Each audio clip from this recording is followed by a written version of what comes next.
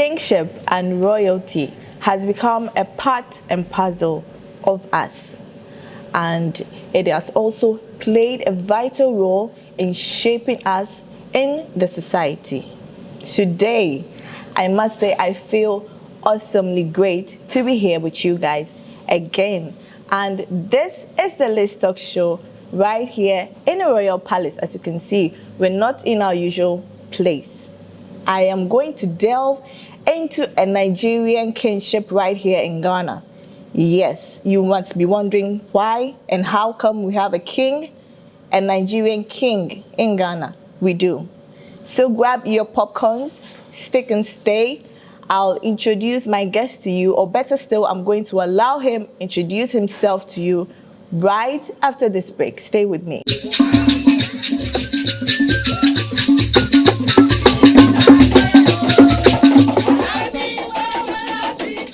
Igbos are very wonderful people, and Igbo is a wonderful tribe. Today is a day of a remarkable day for Uncle Ray and the senior sister. It's a lovely day. It is not an easy thing for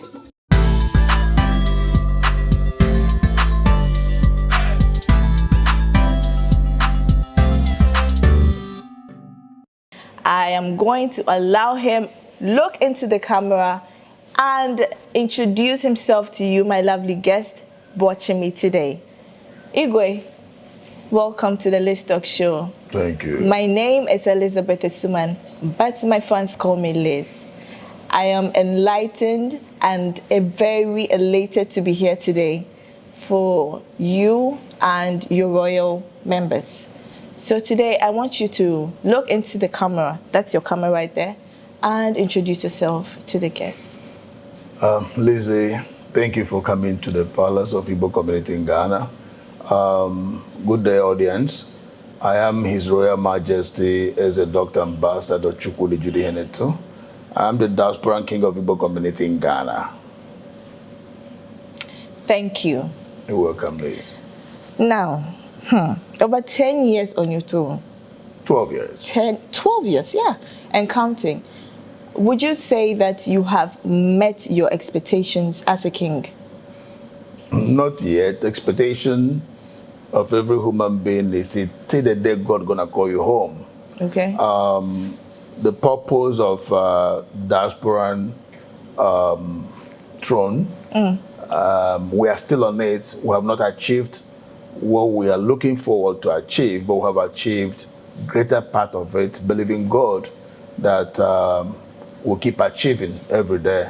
One of the things that we have achieved very well now is town hall meetings, educating our people, first of all, for them to know that they are living in a land that does not belong to them, that we are foreigners that live in Ghana, and we must respect the rules and regulations of the land and not to violate the rules and regulations of the land. We have achieved this. If you have a flashback, 12, 13 years ago, many a times people complain against Nigerians misbehaving, doing one or two things that is against the rules and regulations of the land. But for the past 12 years of this throne, we keep cleaning up the mind of our people to let them know that when you are a foreigner, you do what the land demands you to do, not to do what you want to do. So we have achieved this area. It's very important. And you know, one thing about education is that when you are educated for a certain thing, you also transfer the education to someone else. As we're all living here, friends are coming in, family members are coming in. So as they're coming in, those that have received education from us are also impacting the same education to other people. That as you are coming in, behave yourself and make sure that you don't violate the laws of the land. We have achieved this properly. We've also achieved the relationship with the host nation, Ghana, from traditional sector to government to both young and old, for them to understand that Igbos and Nigerians that live in Ghana, we are not here to challenge the authority or to challenge the people, but we are here to live in peace and harmony with them, for we to do our businesses, go into our trade, go into manufacturing, go into entrepreneurship, and many other areas. We've been able to achieve this. Before, many years past, you see some Ghanaians fighting Nigerians in the market and some other areas because some of our people did not understand that they are not Ghanaians. So you need to, know what the people need. So Ghanaians also, more especially those that are against some Nigerians, should also know that we are all brothers and sisters. Nigeria and Ghana, we are the same. We are also West African sub-region. So we've been able to also educate some of those our Ghanaian friends that are disturbing us in the market and areas like that, for them to know that we are not in to challenge them, but we are into the nation for we to do business together. And when you talk about business, it's all about competition. What you have in your store might not be what I have. Exactly. Or what I have might be what you have. The source of your goods might not be the source of my goods. I might have a source where I will get my goods on credit, or have a source where I can get my goods on clearance. And you have your source where you buy from store, while I buy from manufacturers. So the prices of those that buy from manufacturers are cheaper to compare with those that buy from stores. So it depends on my source of goods. That depends on how my prices can be. So, but before, some of our Ghanaian brothers did not understand it that way. It looks as if the challenge or the market competition is like a threat to some Ghanaians. But now they've understand it's not a threat, but rather we are doing this also to promote the nation and also add more to the economy of the nation. So we have achieved all these areas.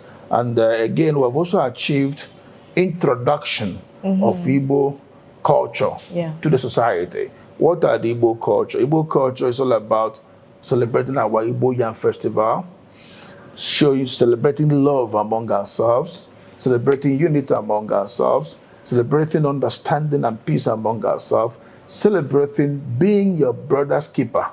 If you look at it very well, within the market, we that are Igbos, we always want to give goods to our fellow Nigerians, fellow brothers Igbos on credit. The same way we also give to some of our Ghanaian customers. So we are not afraid of ourselves that, hey, your brother will run away with your goods, because we have the structure of local government meetings here within where we're coming from, town hall meeting of our communities. So at that level, the chairman of various sectors of these community meetings can stand guarantee to somebody for you to give him goods and all that. So we have achieved all these areas. And the introduction of our culture in Ghana has also given us a sense of belonging in Ghana, for we to know that the people of Ghana welcomed us a lot. So we thank the people of Ghana for understanding that Igbo culture in Ghana is not to challenge the culture of Ghana, no, but it's within our community for our sons and daughters to know who they are, where they're coming from, what they need to do, and to know all about culture. And again, the achievement also has also given more benefit to our children unborn. Most of us marry Ghanaians. I married a Ghanaian. My wife is a Ghanaian. She does not understand my culture properly. But by establishing my culture within and around has made her to know my culture. My children, they've known my culture. And some other people that have married Ghanaians, and some also married Nigerians that don't know the culture. Now the children are knowing the culture. They're getting more closer to their culture. So these are achievements, and many more achievements we have achieved. So, but we are believing God that as the time progresses, we'll keep achieving. So far, how has your stay been in Ghana, and how do the people of Igbo also relate to Ghanaians here in Ghana? My stay in Ghana is so powerful.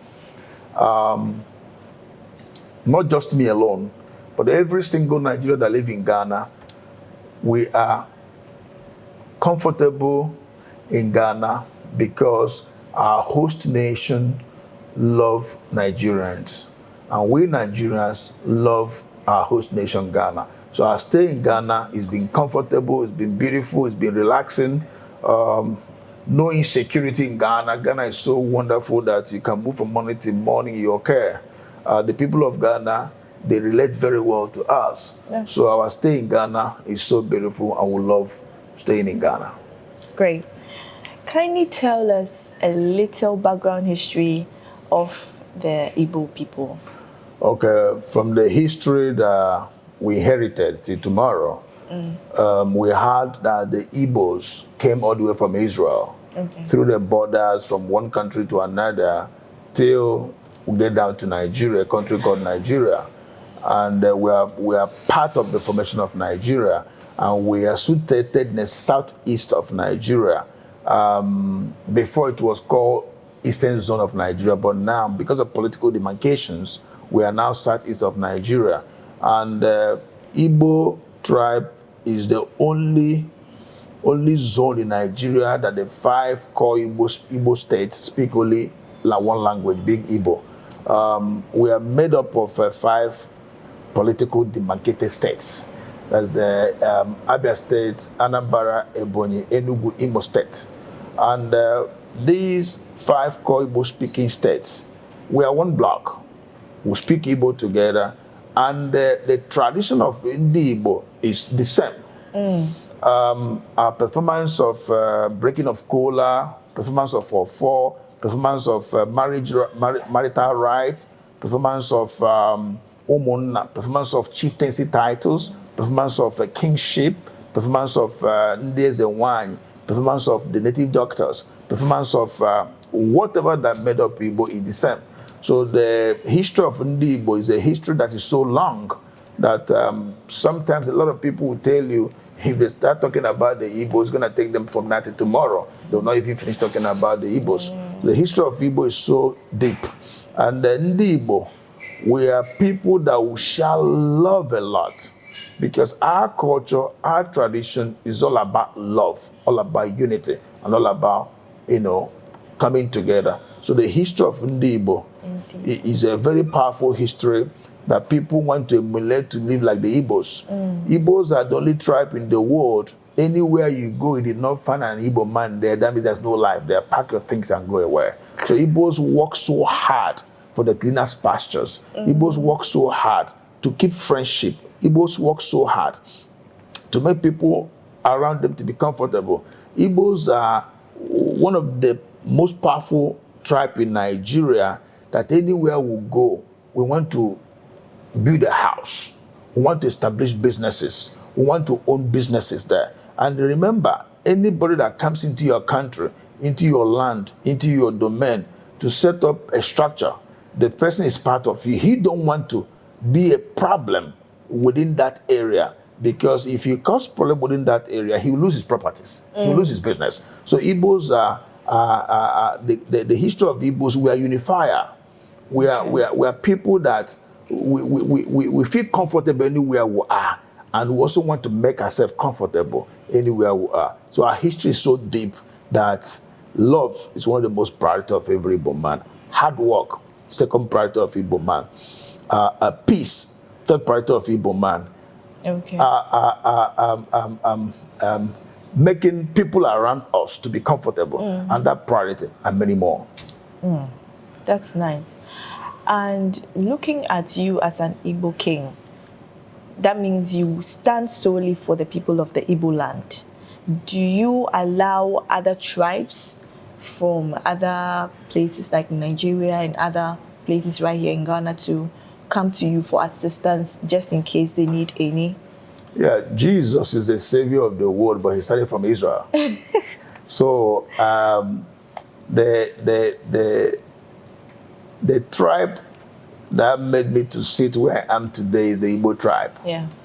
But remember that I'm a Nigerian. Igbo is inside Nigeria. Yeah. And every Nigerian, every Igbo man will believe so much in ourselves. As soon as you cross the border, you are not seeing like Igbo again, like Yoruba again, like Hausa again, but you see like a Nigerian. So the throne of the diaspora Igbo throne in Ghana is protecting Igbos, defending Igbos, projecting Igbos, defending Nigerians, projecting Nigerians, and all tribes in Nigeria. In extension, also support everybody that comes around us. irrespective of the country where you're coming from and the tribe where you're coming from. Because like I said, Igbo culture is all about showing love and living in peace with the people around you. So I am not working hard in support of only the Igbos, but for entire humanity that comes around me. Okay. And again, remember my wife's a Ghanaian. So Ghanaians are welcome. Also in my home. People you see all around here are Ghanaians. Yeah. Because my wife's a Ghanaian. So family members, relatives, they're also here. And we are supporting the best we can. And for someone to take up this throne or be crowned as a king, does he or she need to be from a royal family before he can inherit the throne? No. This is a diaspora throne. Okay. It's not necessarily mean you must come from a royal family before Ndi Igbo will choose you to be their diasporan king. It's all about community decision. And the community can only decide for those that support the community. Before they do that, they will look at how hardworking you are. They look at the kind of love you show to the people. They look at how you bring Igbos together. A whole lot of things they look around before the community chooses who's going to be their king. So it does not mean you must come from a royal home. You can be any Igbo man as long as the community love you and they want you to lead them and they will choose you. Now, looking at you being an Eze in a foreign land, one would say it wouldn't be an easy task. It's not something that is a soft thing to do. Kindly brief us on how this became a reality and if there were any predecessors before you. Okay, somewhere 2010, yeah, Igbos in Ghana made me the chairman of the first ever Igbo New Year Festival in Ghana 2010. You can see the picture is somewhere there. Okay. That's the first time of Igbo New Year Festival in Ghana, 2010. Then, soon after this program, the Igbos in Ghana realized my performance, the kind of love I have for our tribe, and they started approaching me to be the first ever Igbo diaspora king in Ghana. I refused as of that 2010. What I look at first of all was my kids are still little. Yeah. I don't want to go into chieftaincy issues that will cause problems for me or that will lead to lead to death. Nobody will take care of my children for me. And they keep telling me this is a diaspora kingship. You are not governing over land. You don't have a land that there's no land that we are protecting. Is for we to promote our culture. Normally being a king leads to death and other stuff It all depends. Okay. You know, kingship is all about, there's always litigation about kingship, you know. Chieftaincy is all about litigation, stuff here and there. So I look at all these areas. I don't want to, lose my life at any age.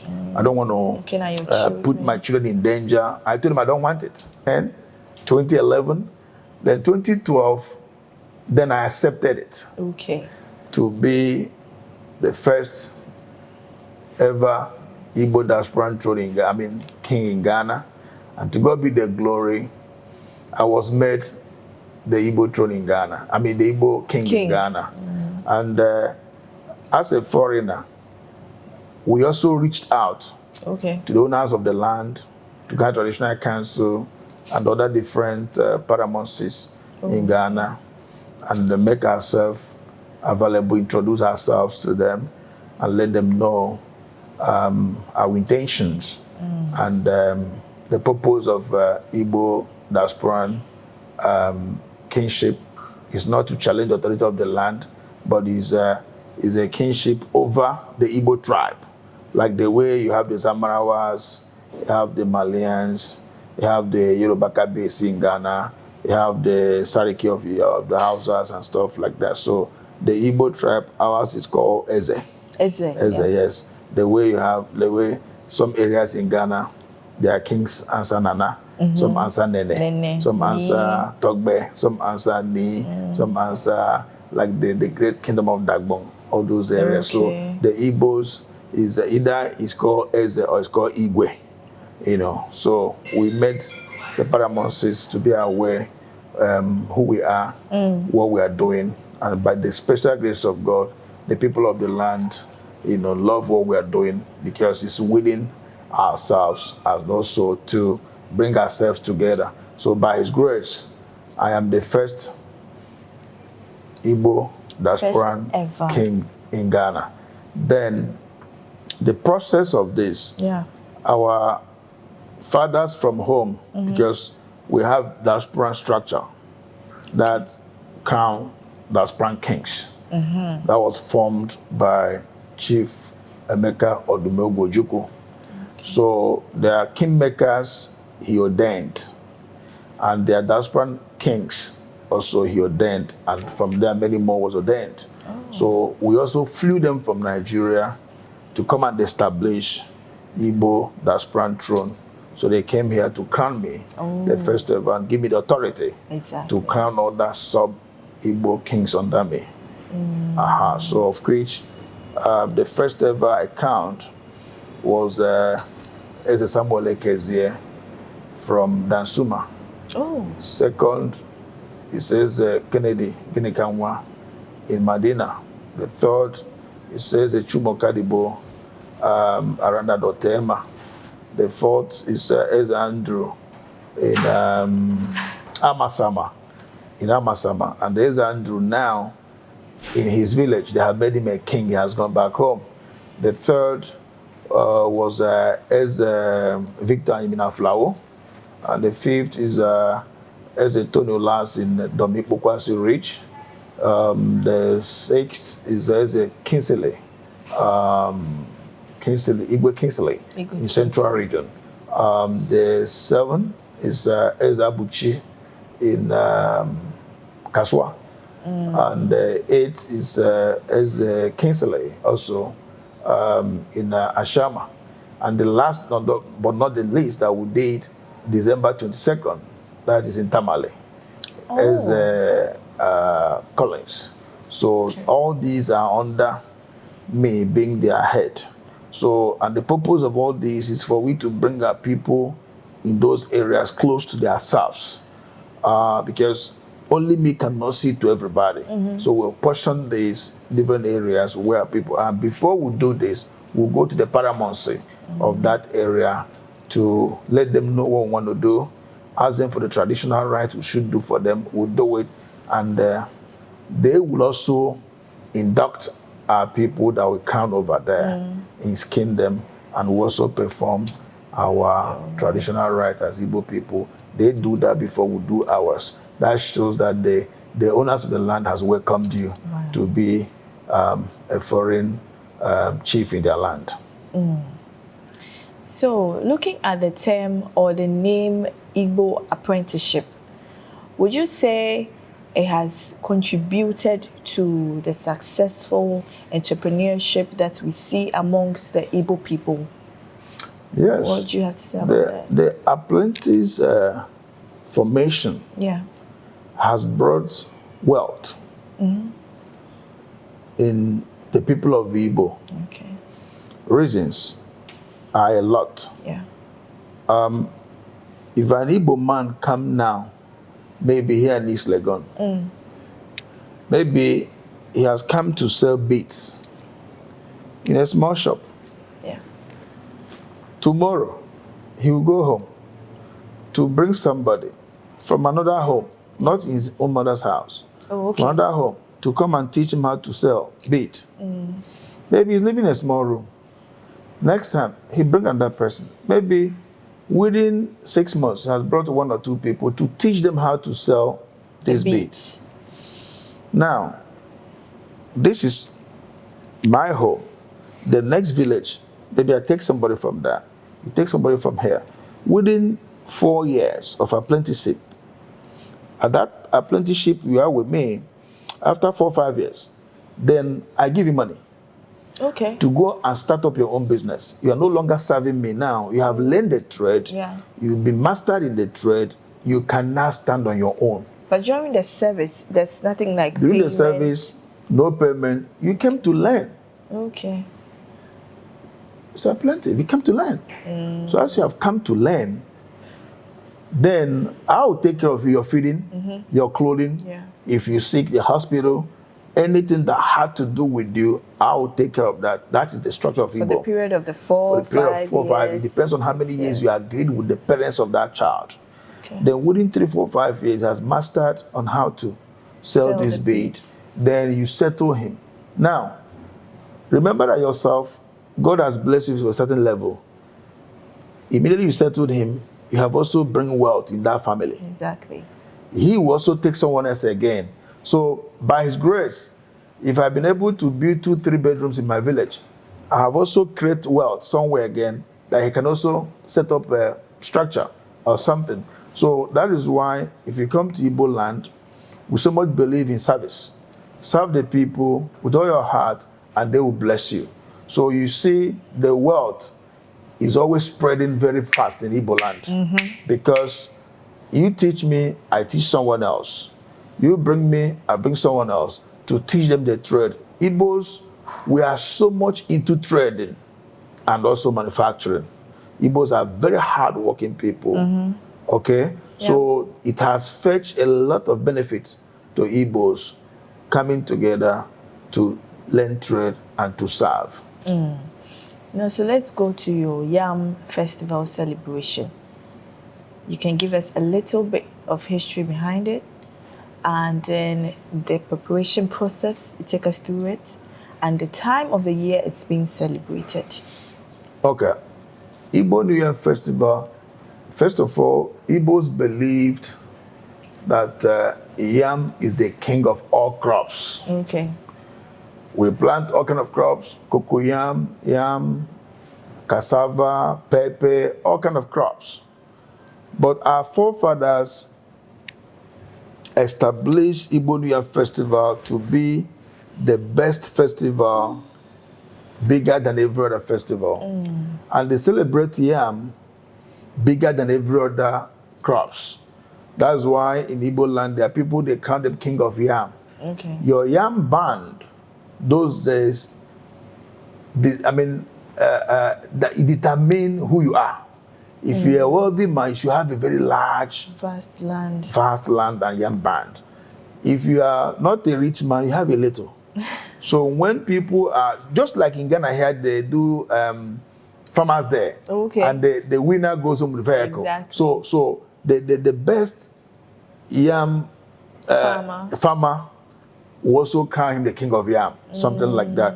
Now, this is a tradition that we have inherited from our forefathers, and we don't want it to die. Yeah. So the Igbo Yam Festival began from many years ago to today. It's in existence.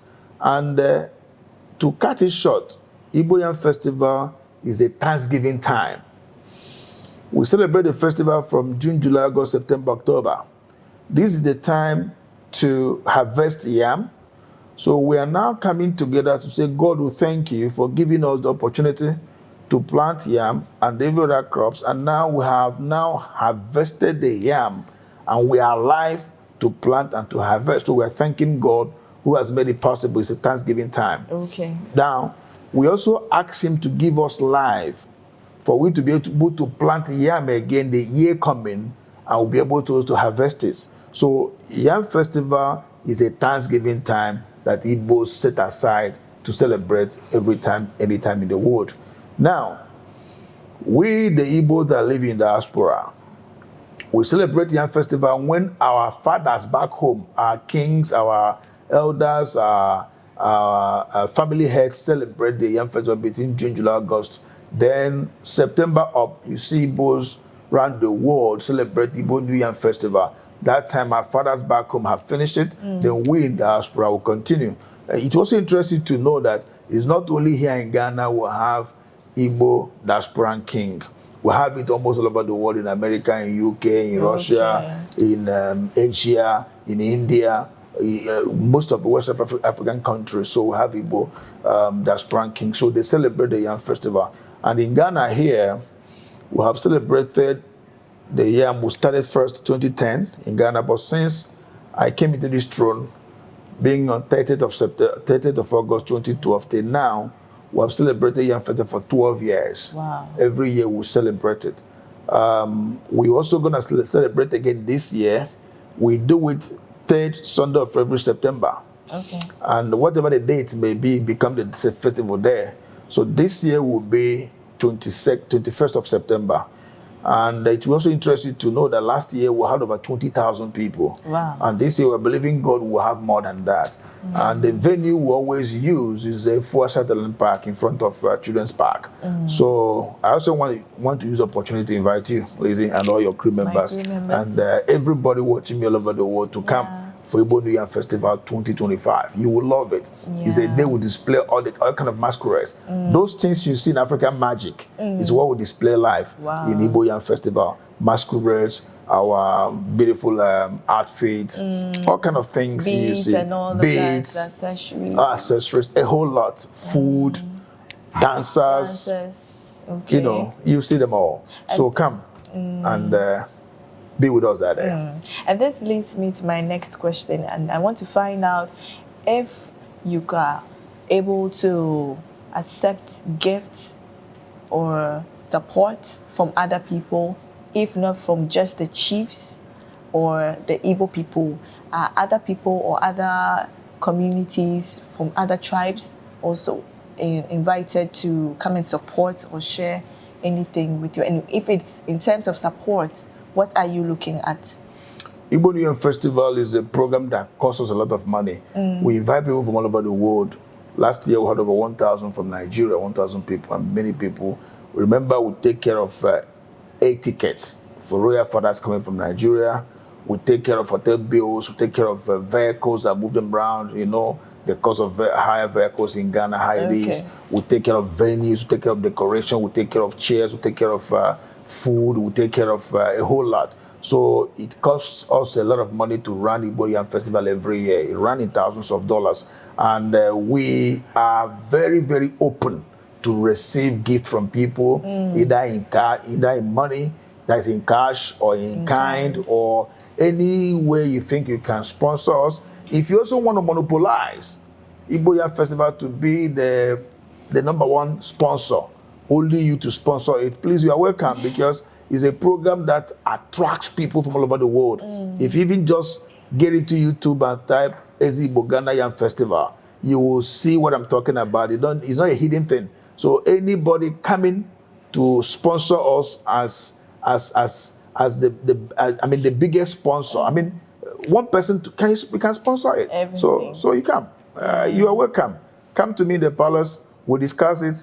My committee, will be in there, and my program is always in all the media platforms, both international media and local media. So please come and sponsor us. Okay, and then let's go to your marriage side. How the Igbos get married.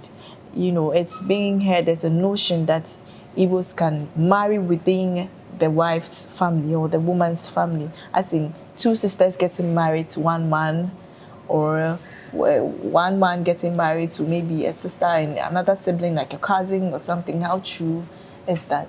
Igbo people, 1 man, in our tradition, 1 man never marry 2 sisters from the same womb. But you can marry, your brother can marry a sister of your wife. Okay. Your brother can marry other female from your wife's family. Some family also will tell you they don't want you to marry a sibling of your wife. Okay? Yeah. So it all depends on what that family wants. Either they said from their forefather history, nobody has ever married a sibling of a wife of a family member. Some will tell you that it doesn't matter. But then in our culture, it's not like that. But people can marry from the same family of your wife. Okay. So I am seeing this beautiful pillow right here with a beautiful damsel on it. I am guessing it's our Queen Mother. Good. So kindly tell us a little bit about her. I know she's Ghanaian because you did mention about that. So tell us how you met her, where you met her, and then tell us about your kids as well. Good. Okay, I met my wife in 1998. Okay. Here in Accra, Ghana. We met around May, and we married August. 1998. 1998. Wow. This is my 26 years in marriage. Wow. She's from Central Region. Oh. She's also a Queen Mother, Koswahini. In Koswahima. In Koswahima. Yes, Koswahima, yes. yes. In her community in Birua, in Central Region, along the Cape Coast. We are blessed with 5 biological children and 9 adopted children and 8 grandchildren now, to the glory of God. So my wife's name is Ugeze Liberty Nana Ekuatetua, the first. So she's a Ghanaian, humble Ghanaian, beautiful Ghanaian, great Ghanaian, and a lovely soul. So I want to say thank you for this opportunity given to me. I also want to tell my wife that I love her. Thank you. Thank you. As you have said everything. Now, before I let you go, we are coming to wrap up to the end of the program, and I want us to do this or that segment on the Let's Talk show. It's going to be like briefly, sharp, quickie, 3 questions or 4. So then you answer without thinking. Very fast. Okay. So Netflix or YouTube? YouTube. Twitter or Facebook? Facebook. Ghana Jollof, Nigeria Jollof? Nigeria Jollof.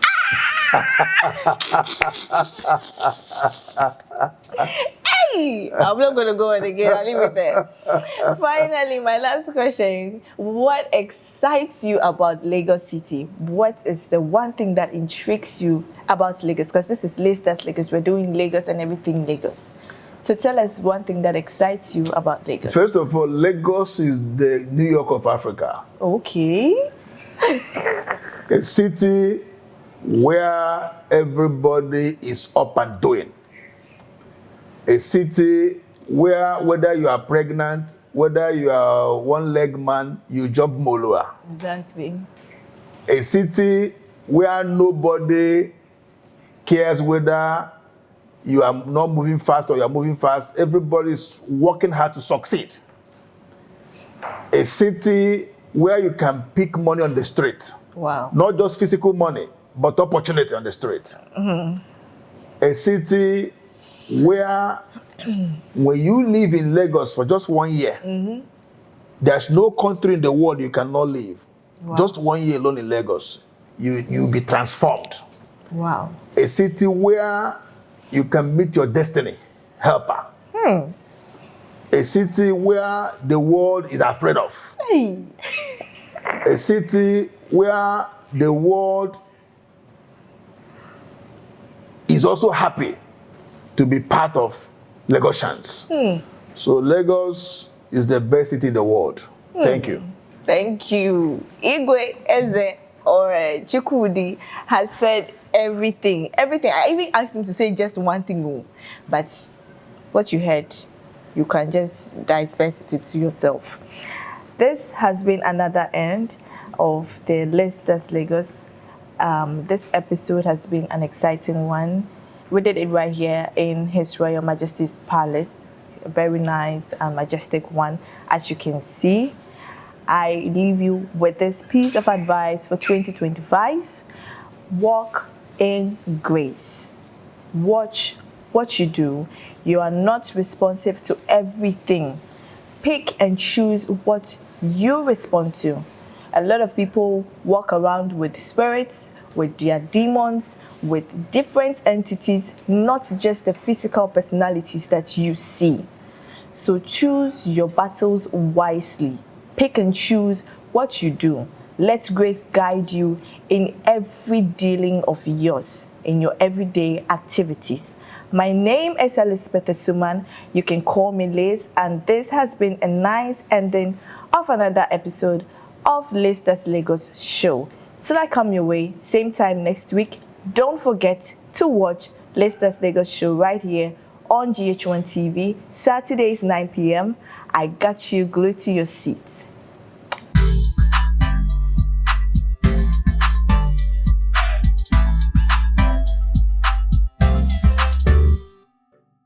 Reminded that you're watching this program live from Lalaba, the village, the taste of traditional or an African food.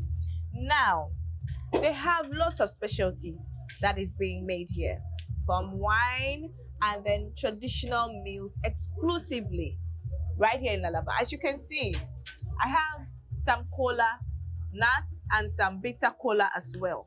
So these are here as a statement of welcome for their guests, for their people that are working here to have a feel and a taste of their meals. This is also a game. In Ghana, we call this Owari. I don't know how they call it here, but I just saw this here and I'm so excited about this. That means we have a lot of similarities as Africans, you know.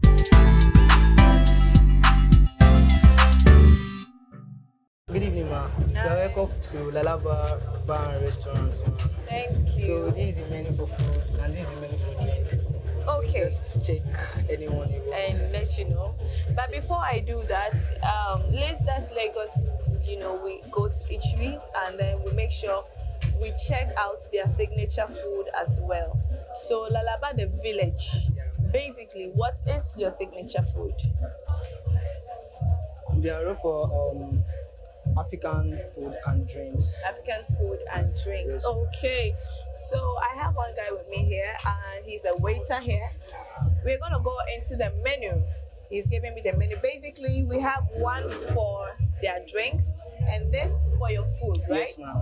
Okay, so let me just quickly go through and then give you a sample of what they have. They have fresh palm wine. Those are what is here, maybe, yeah. I think palm wine is like most what people look out for. And then, but we have the small jar, medium jar, big jar, and then the jelly shot. What is a jelly shot? Jelly shot is like just a shot. Okay. We don't have it right now. It's just a shot. It's like this hot. Hot. Yeah. Very hot. Yes. Okay, so would you recommend that for me? We don't have that right now. Really? Yes. Okay, so give me a glass of the small jar Okay. and then the jelly shot. Okay. Let's have a look. Which one would you? Which are you going for the jelly shot? Yeah, I'm going for the small jar. The small jar rather. Hey, the jelly shot. I'm interested. But let's bring the small jar first. Okay. So I'm gonna choose my swallow, and then I have an option for my protein and my soup as well. They have different varieties of soup, but today I'm gonna go in for egusi, which comes with beef and fish. So basically today I'm gonna go in for eba and my egusi soup with some beef and fish. So I have placed my order. Let's wait until the food is ready. I have a taste and let you have a feel of it as well. I'll be back.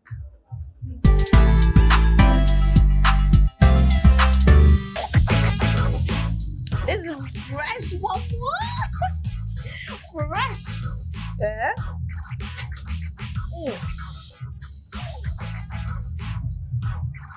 I don't need to talk. Hey, it's sweet, Papa. I've done this. It's sweet, Papa. It's superb. I'm waiting for my food. I don't want to finish this thing. Otherwise, let me see. I still have some more. Let me push this one aside. Okay.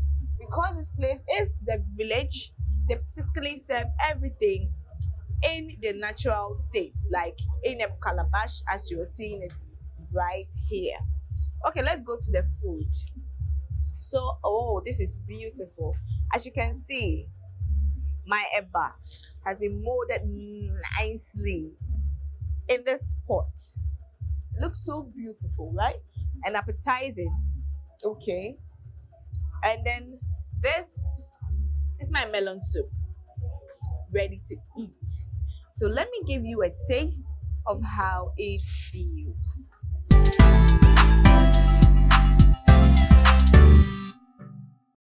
My hands have been washed, as you can see. They have a sink here. You just go there and then wash your hands and that's it. So I'm taking a little portion of my eba. Normally, you know how Nigerians, they eat like this, so, right? Go there. Like this. Go to press so. I'm getting it. And then do take a bit.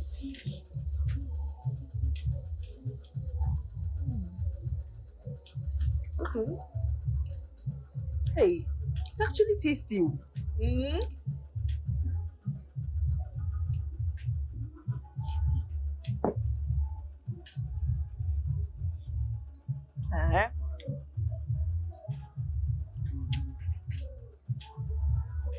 was actually nice. So, yeah, the portion of milk. In large sizes, so man. More.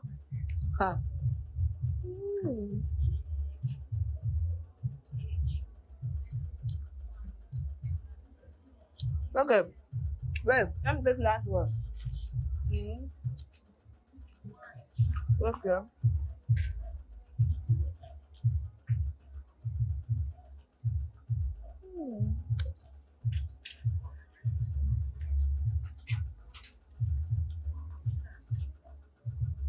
I don't know what to say.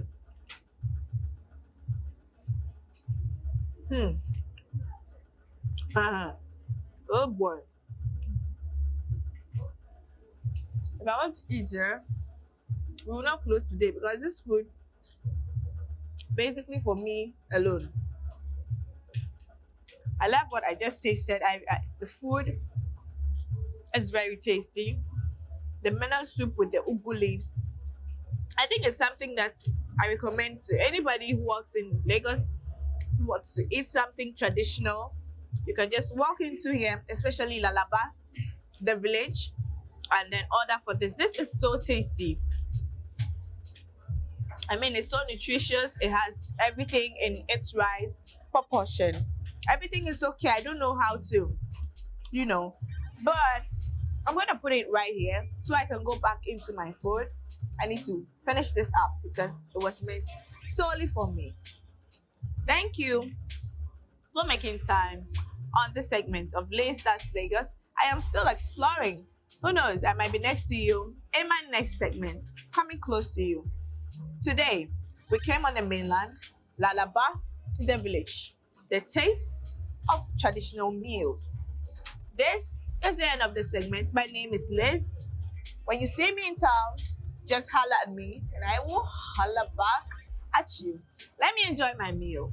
I'll see you next time.